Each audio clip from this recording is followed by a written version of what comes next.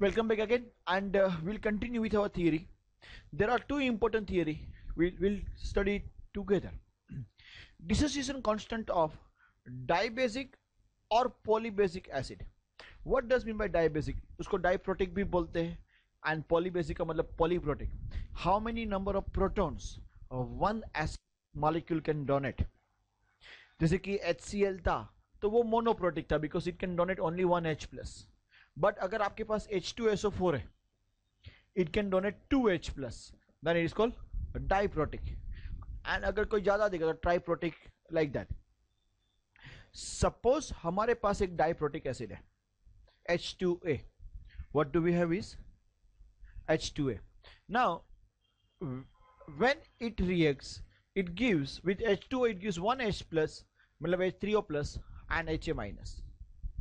पहले स्टेप में वो खाली सिंगल H प्लस, दो इट इज डाइप्रोटिक एसिड, वो दो H प्लस दे सकता है, बट दोनों H plus at a time नहीं देता है. फर्स्ट स्टेप में कितने देंगे? 1H plus and it will give you H3O plus and HA minus. And for this reaction, if we find out the dissociation constant, then we call it Ka1. What do we call it? Ka1.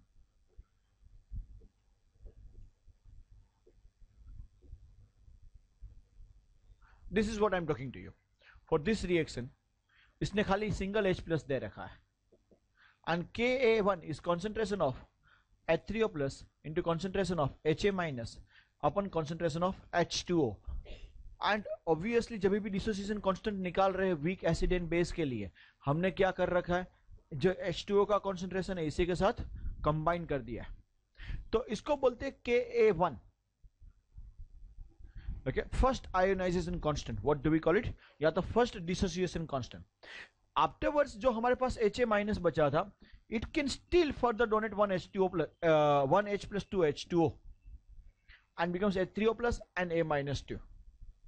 And इसके लिए अगर हम dissociation constant निकालते हैं, Ka2 equals to concentration of H3O plus into concentration of A minus 2 upon concentration of HA minus, and उसको क्या बोलेंगे? Second ionization constant.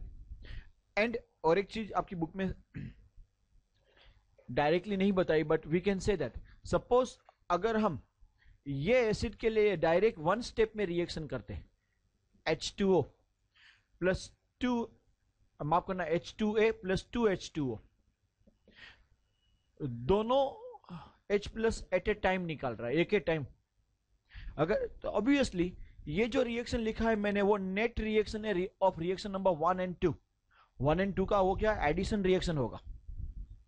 And अगर इसका डिसोसिएशन कांस्टेंट अगर हम निकालते Ka, it will be just now अभी हमने जो रूल डिराइव किया था, according to that rule Ka equals to Ka1 into Ka2. बराबर है कि नहीं? ये पॉइंट आप यहाँ पे भी लिख सकते हो, जहां पे भी जगह मिले, या तो यहाँ पे भी लिख सकते हो, या तो बाजू में के पेज में भी लिख सकते हो. लिखिए आप. We'll continue further. That was the first topic. Let's theory for the monoprotic acid or diprotic acid and polyprotic acid के लिए किस तरीके से ionization constant हम consider करते हैं.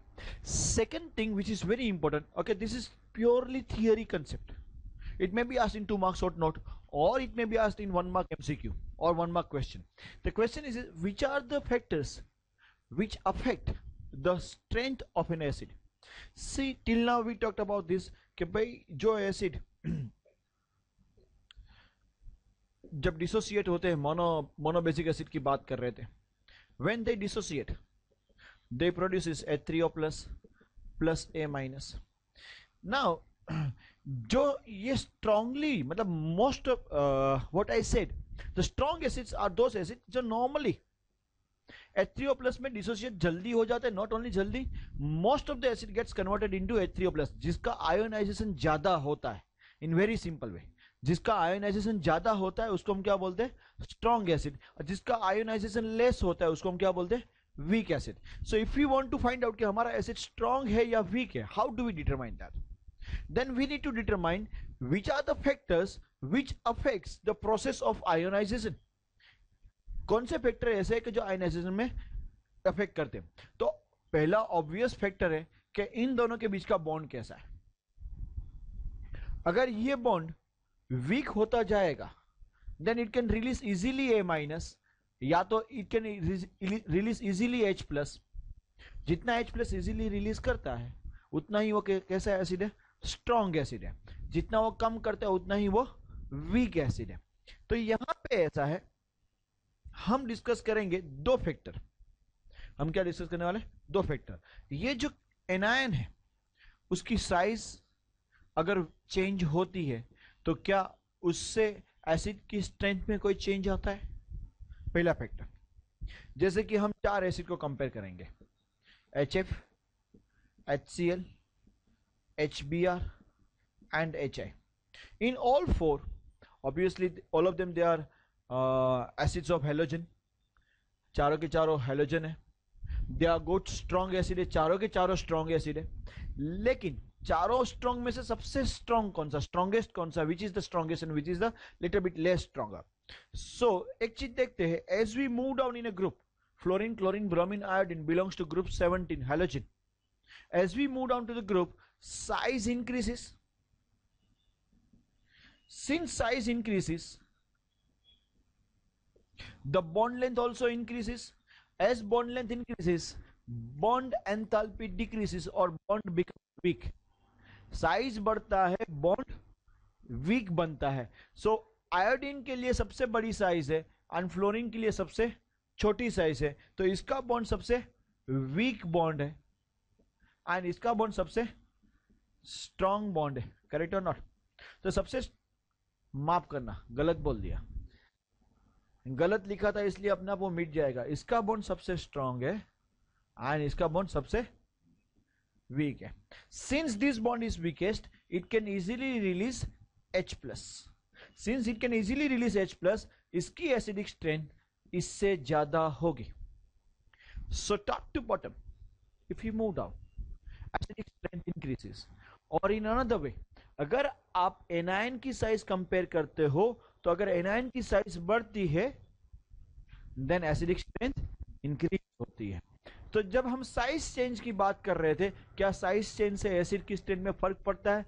यस, एनायन की साइज बढ़ती है, एसिड की स्ट्रेंथ बढ़ती है. बराबर. ये पहला पॉइंट. सेकंड पॉइंट हम डिस्कस करेंगे. By the way, this point which we have discussed is in the okay top to bottom in a group. Second point जो हम डिस्कस करने वाले हैं वो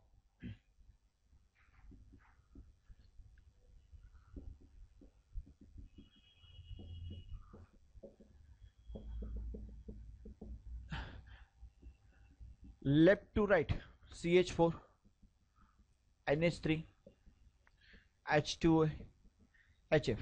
left to right, along a period we will move. Along a period होता क्या है, electronegativity increase होती है.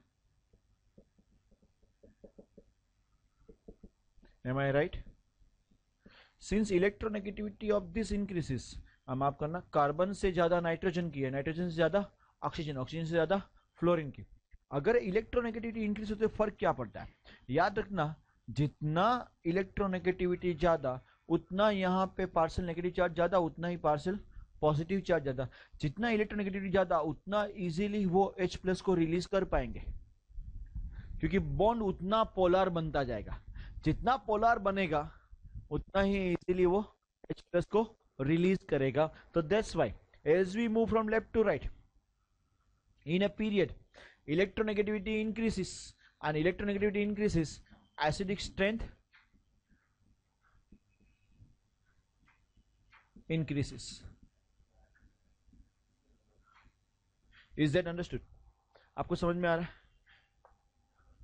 I want you to read this. ये आपकी टेक्स्ट बुक में से पढ़ाई करोगे अच्छी तरीके से. And simple thing they had given, एक तो increase in size, acidic strength increases. And second point they said is increase in electronegativity, increase in acidic strength. ये दो फैक्टर हमें डिस्कस करना है. Please read that.